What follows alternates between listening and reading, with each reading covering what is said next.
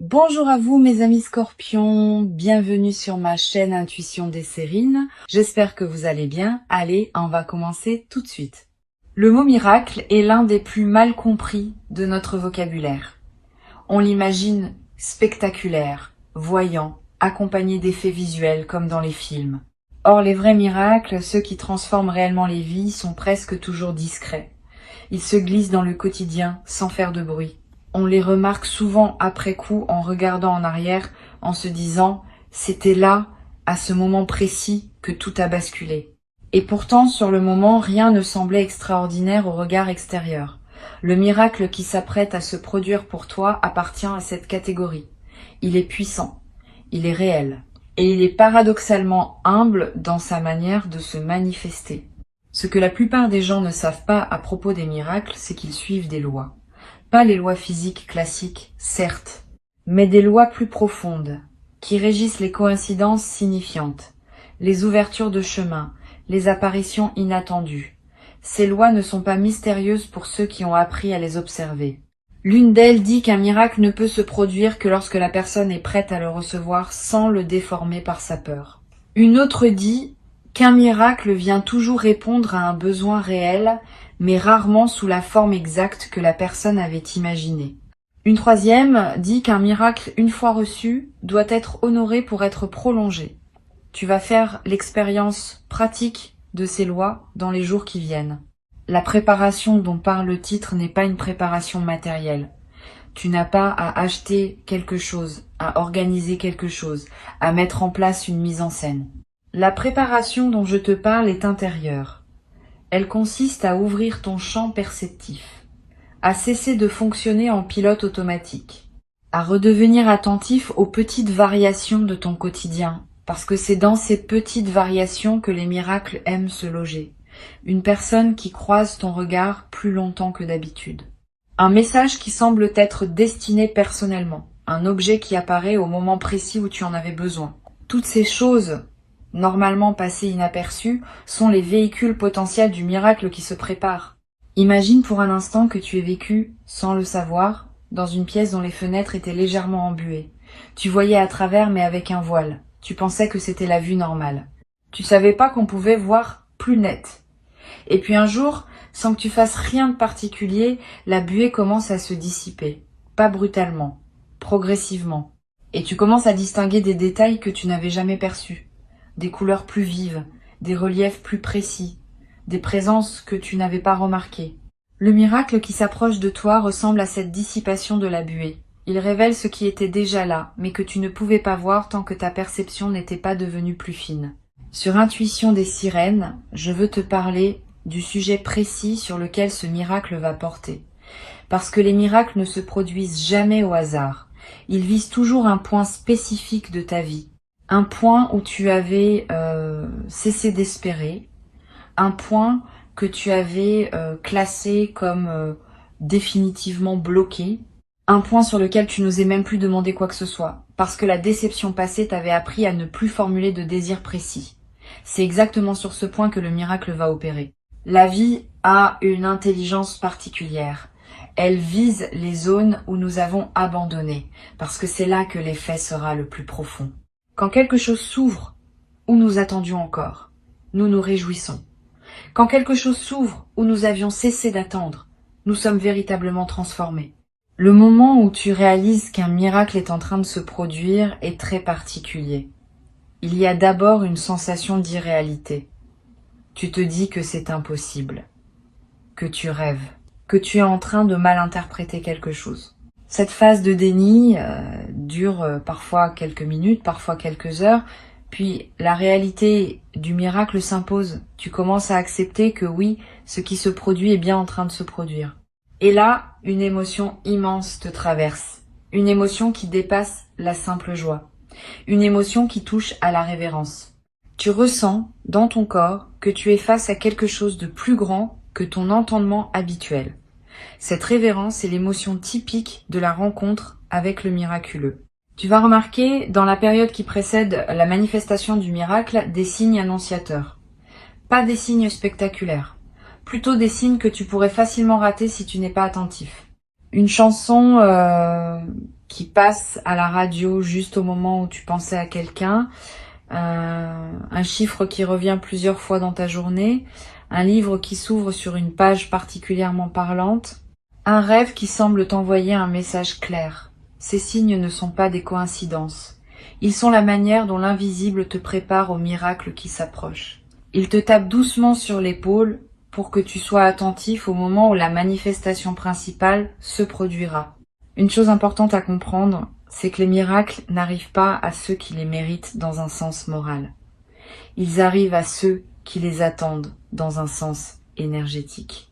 Cette différence est cruciale. Tu peux être une excellente personne, gentille, généreuse, intègre, et ne jamais vivre de miracles si ton champ énergétique est fermé à leurs possibilités. À l'inverse, tu peux être une personne ordinaire, avec ses qualités et ses défauts, et vivre des miracles régulièrement si ton champ énergétique reste ouvert. Le mérite moral et la réception des miracles sont deux choses distinctes. Toi, tu as ouvert ton champ, pas par calcul, par évolution naturelle. Et c'est cette ouverture qui rend possible ce qui s'approche. Le miracle qui se prépare a une signature particulière. Il va se présenter avec un caractère évident d'impossibilité. C'est à dire que la situation à laquelle il va répondre était considérée par toi, et probablement par ton entourage, comme une situation sans issue. Le caractère miraculeux vient justement de ce contraste entre l'impossibilité apparente et la résolution effective. Si la situation avait paru résolvable par les voies normales, on parlerait de chance ou de hasard. Quand la situation paraît bloquée et qu'elle se débloque par un canal inattendu, on parle de miracle. Cette signature d'impossibilité résolue est ce qui te confirmera, sans aucun doute, que tu es bien face à ce que tu avais espéré sans plus oser le formuler. Ici, sur Intuition des Sirènes, je tiens à préciser quelque chose qui est rarement dit. Les miracles aiment l'humilité, pas l'humilité fausse qui consiste à se rabaisser. L'humilité authentique qui consiste à reconnaître qu'on n'est pas seul aux commandes de sa vie. Les personnes qui croient tout contrôler par leur seule volonté ferment souvent la porte aux miracles, parce que les miracles, par définition, viennent d'ailleurs que de notre volonté personnelle. En reconnaissant que tu n'es pas le seul artisan de ton existence, tu ouvres l'espace pour que d'autres forces puissent collaborer à ton parcours. Cette posture d'humilité ouverte est l'une des conditions favorables à la manifestation du miraculeux. Tu as cette humilité. Sinon, tu n'écouterais pas ces mots. Tu serais dans une posture de toute puissance qui n'a pas besoin d'écouter une voix qui parle de l'invisible. Le simple fait que tu sois ici, attentif à l'écoute, est la preuve que ton champ est ouvert. Tu ne penses pas tout savoir. Tu ne penses pas tout maîtriser. Tu acceptes qu'il puisse y avoir des dimensions à ta vie qui dépassent ta compréhension immédiate. Cette acceptation est un acte sacré. Et c'est cet acte sacré qui te place dans la disposition juste pour recevoir ce qui s'apprête à se manifester. Je vais te parler des 3 jours qui suivent généralement un miracle. Cette période est particulière. Elle s'appelle la période d'intégration. Pendant ces 3 jours, le système intérieur a besoin de temps pour assimiler ce qui s'est produit. Tu peux te sentir un peu désorienté. Tu peux pleurer pour aucune raison apparente. Tu peux avoir des pensées étranges, presque mystiques, qui te traversent. Tout cela est normal. Ne t'inquiète pas si ces phénomènes se présentent. Ils sont le signe que ton intérieur fait sérieusement le travail d'intégration. Donne-toi de la douceur. Bois beaucoup d'eau. Marche. Dors bien. Évite les engagements lourds si tu peux. Cette période de 3 jours est un temps sacré qui mérite d'être respecté. Pendant cette période, tu vas avoir des intuitions très claires sur la suite de ta vie. Des choses te viendront avec une certitude étonnante. Note-les. Elles ne sont pas des fantaisies.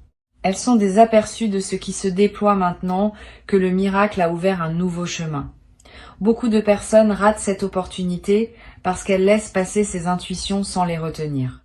Toi, tu peux les capter. Un carnet à portée de main, des notes vocales sur ton téléphone, peu importe la méthode. L'essentiel est de garder trace de ce qui te traverse pendant cette fenêtre particulière où la communication entre toi et ce qui te dépasse devient plus directe. Tu vas découvrir une chose précieuse. Les miracles ne sont jamais des points d'arrivée, ce sont des points de départ.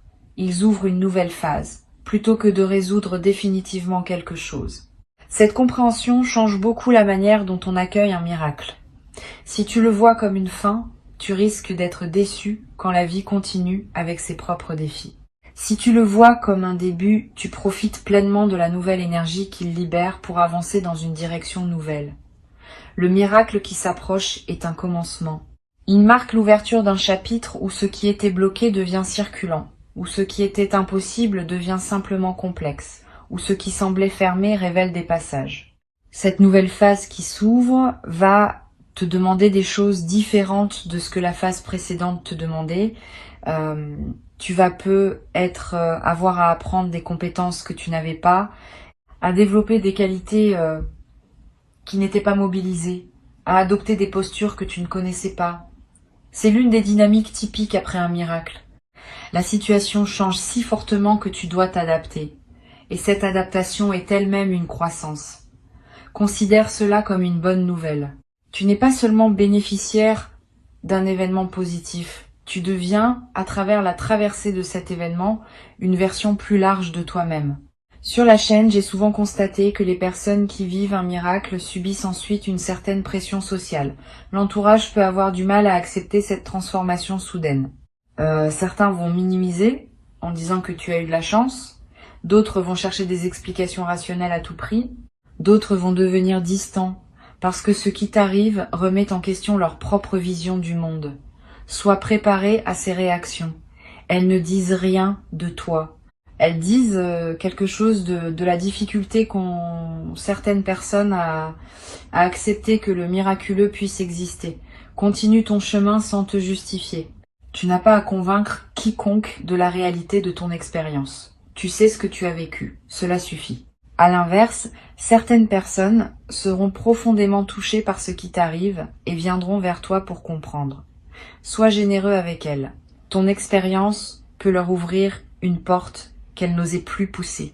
Tu n'es pas obligé de tout raconter en détail. Mais tu peux confirmer que oui, des choses inespérées peuvent encore arriver dans une vie humaine. Cette confirmation, venant de quelqu'un qu'elles connaissent, leur fera plus d'effet que tous les enseignements théoriques. Tu deviendras, sans le chercher, un témoin du possible. Et ce rôle de témoin est l'une des manières les plus discrètes, mais les plus puissantes de servir ce qui te dépasse. Tu te demandes être quelle forme exacte va prendre le miracle qui s'approche. Je ne vais pas te donner une description précise, parce que cela limiterait ta capacité à le reconnaître. Le miracle peut prendre de nombreuses formes. Une rencontre qui débloque une situation, une opportunité professionnelle qui surgit alors que tu cherchais ailleurs, une réconciliation que tu pensais impossible, une guérison qui surprend tout le monde, à commencer par toi, une décision prise par une personne dont la décision était cruciale pour ton chemin, une découverte personnelle qui change ta perception. Reste ouvert à toutes ces possibilités. Le miracle saura se présenter sous la forme qui aura le plus de sens pour ton parcours actuel. Une chose importante, les miracles sont presque toujours précédés d'une intensification des défis. Si tu as senti récemment que les choses devenaient plus difficiles dans la zone précise où tu attends une amélioration, ne désespère pas. Cette intensification fait partie du processus. C'est comme la marée qui se retire avant de revenir avec force. Le retrait n'est pas un abandon, c'est l'élan préparatoire. Si tu reconnais cette intensification dans ta vie en ce moment, prends-la comme un signe positif. Le miracle qui s'approche est en train de prendre son élan. Ce qui semble se durcir maintenant va céder bientôt parce que la pression accumulée va trouver son ouverture. Pendant que tu attends la manifestation principale, prends soin de la qualité de ta présence quotidienne. Les miracles aiment se manifester dans les vies pleinement habitées. Si tu passes tes journées en mode dispersion, en pilote automatique, en pensant constamment à autre chose qu'à ce que tu vis, le miracle peut te toucher sans que tu le remarques. Au contraire, si tu es présent à chaque tâche, à chaque conversation, à chaque sensation, tu seras parfaitement prêt à percevoir le moment où l'extraordinaire émerge dans l'ordinaire. Cette qualité de présence est l'attitude la plus utile que tu puisses cultiver dans cette période de préparation. Tu peux pratiquer une forme simple de présence, 3 fois par jour, arrête-toi quelques secondes. Regarde autour de toi, écoute les sons, sens les sensations dans ton corps. Respire profondément. Cette micro-pause n'est rien d'extraordinaire en apparence, mais répétée plusieurs fois par jour, elle entraîne ton système intérieur à rester ouvert et perceptif. Et un système ouvert et perceptif est exactement le type de système qui capte les manifestations subtiles d'un miracle qui s'annonce. Cet entraînement à la présence est l'une des disciplines les plus discrètes et les plus efficaces. Je veux te parler aussi de l'importance de prendre soin de ton sommeil pendant cette période. Beaucoup de communications subtiles se produisent pendant le sommeil.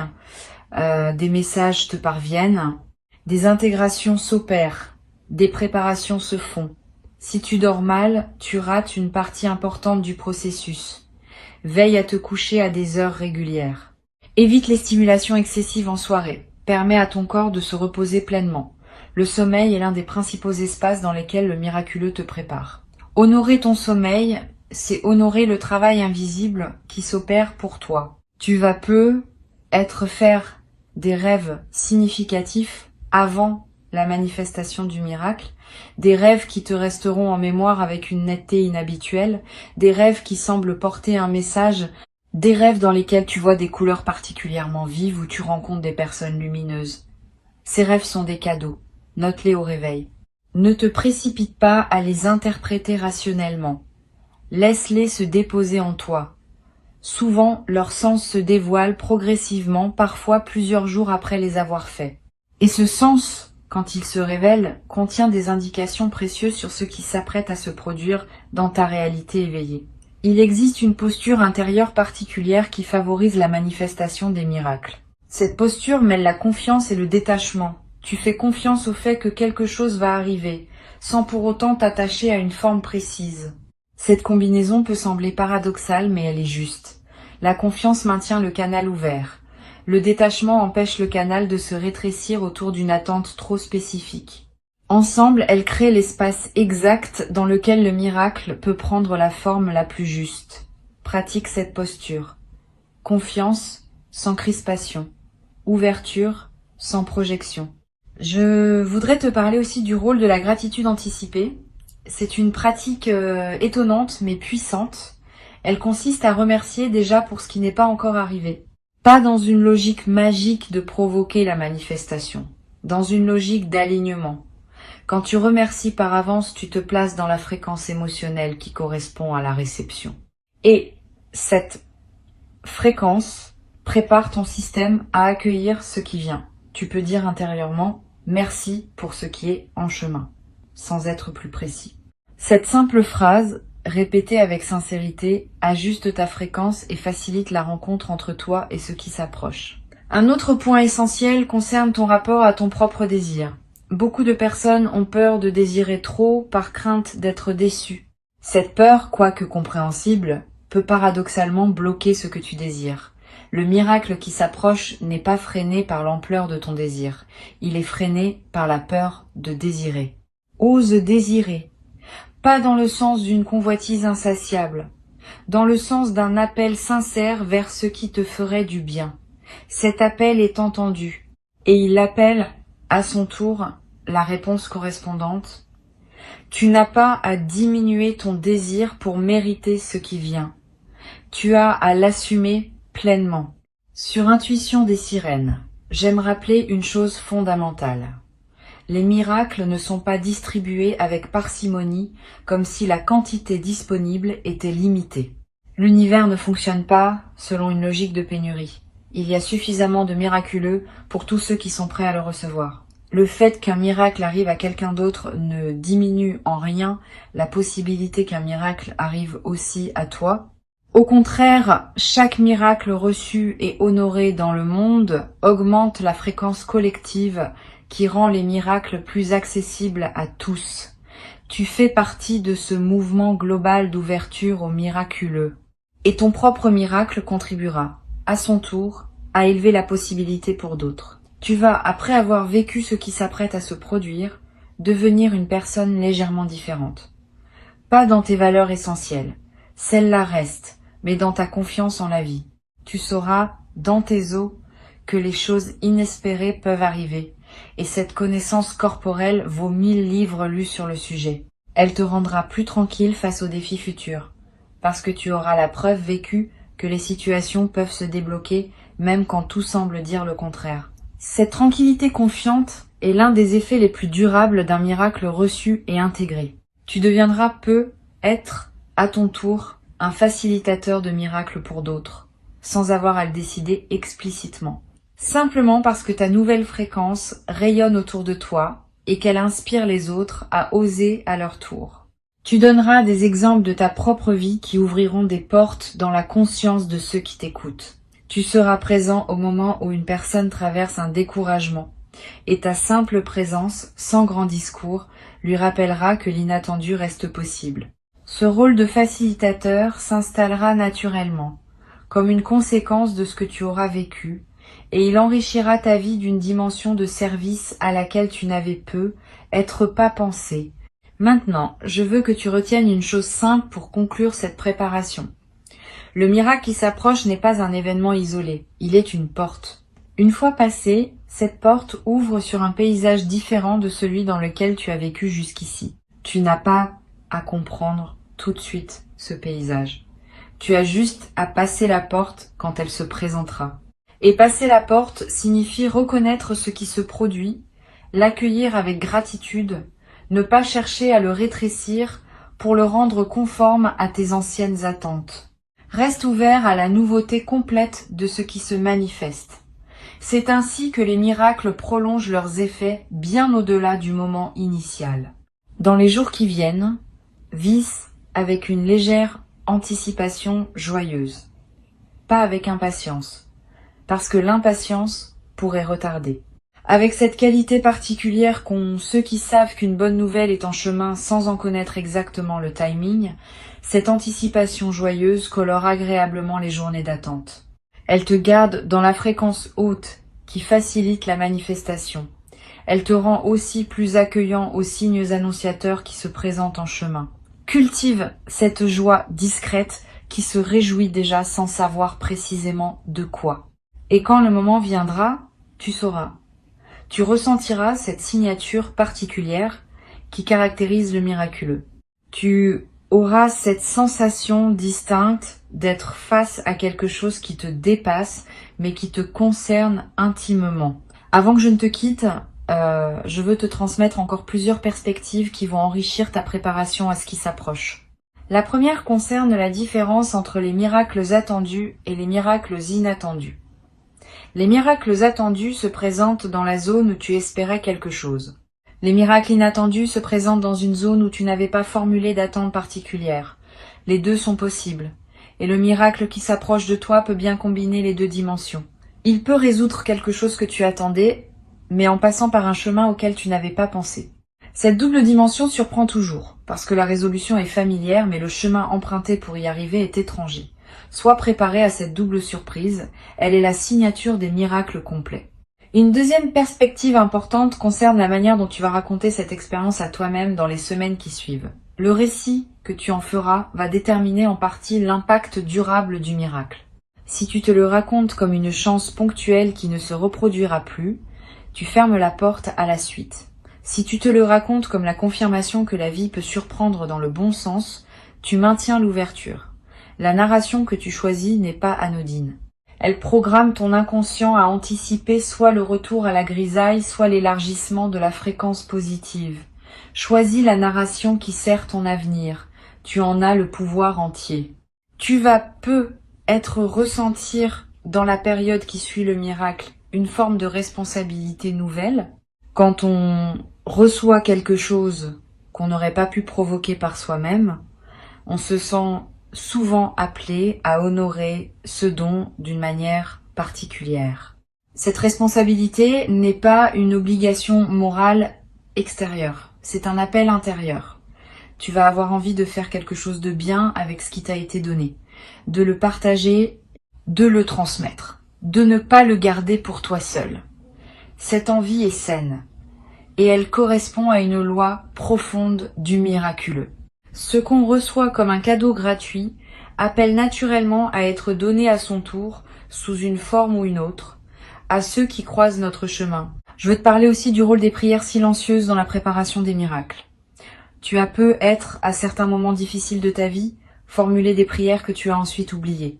Ces prières ne sont pas perdues, elles sont enregistrées dans ce que je pourrais appeler la mémoire universelle. Et elles continuent leur chemin invisible jusqu'à ce que les conditions soient réunies pour qu'une réponse puisse se manifester. Ne sois donc pas étonné si le miracle qui s'approche correspond à quelque chose que tu avais demandé il y a longtemps et que tu avais cessé d'attendre. Cette correspondance différée est l'un des phénomènes les plus émouvants des manifestations miraculeuses. Elle te rappelle que rien de ce que tu as sincèrement formulé n'est perdu et que la vie a une mémoire dont nous sous-estimons la fidélité. Tu vas peut-être faire une expérience particulière au moment où le miracle se manifestera pleinement. Une sensation de continuité avec quelque chose de plus grand. Comme si, pendant quelques instants, tu cessais d'être seul dans ton corps et participais à un mouvement plus vaste. Cette expérience peut être très brève, parfois quelques secondes seulement, mais elle laisse une marque durable. Tu garderas le souvenir d'avoir touché quelque chose qui te dépassait sans pour autant te submerger. Cette mémoire deviendra une ressource précieuse. Dans les périodes plus ordinaires de ta vie, tu pourras te souvenir de ce moment et retrouver par cette simple mémoire une connexion à la dimension plus vaste que tu auras expérimentée directement. Une chose importante que je veux te transmettre concerne ta posture corporelle pendant la période d'attente. Le corps, sans qu'on le sache toujours, participe à la création des conditions favorables à la manifestation. Une posture fermée, recroquevillée, basse signale au système intérieur que tu es en mode protection.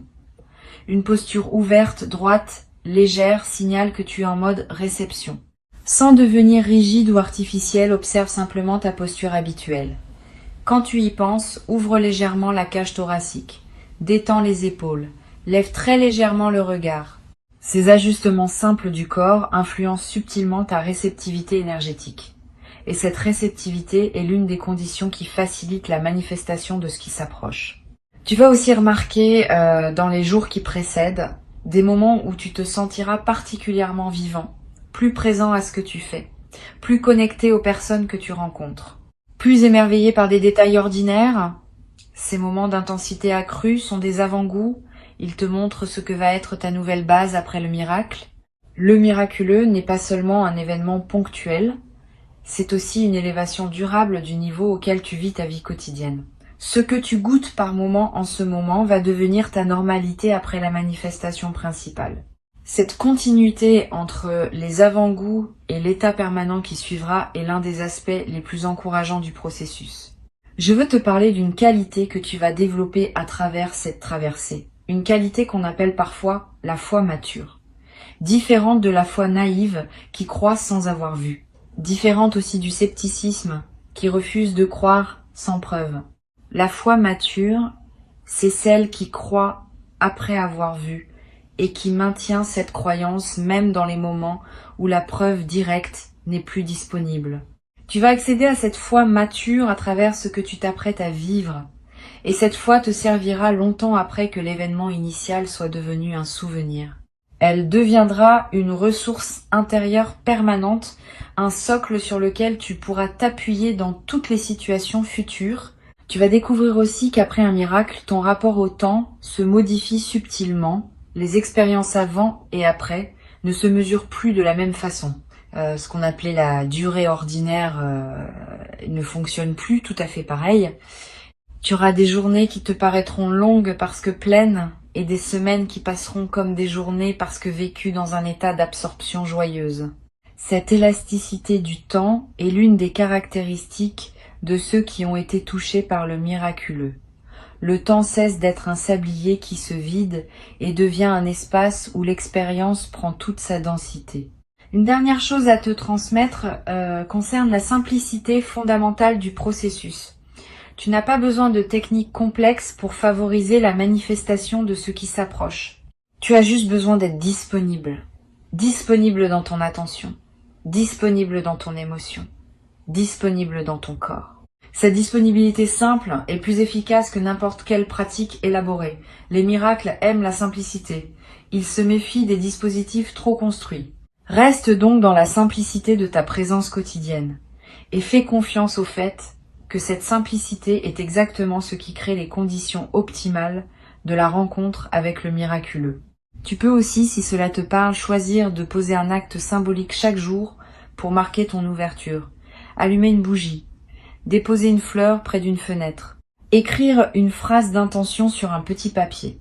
Ces gestes simples ne provoquent pas le miracle directement, mais ils maintiennent en toi une certaine qualité de cérémonie qui honore ce qui s'approche. Ils te rappellent quotidiennement que tu es dans une période particulière, et cette mémoire active te garde dans la fréquence appropriée.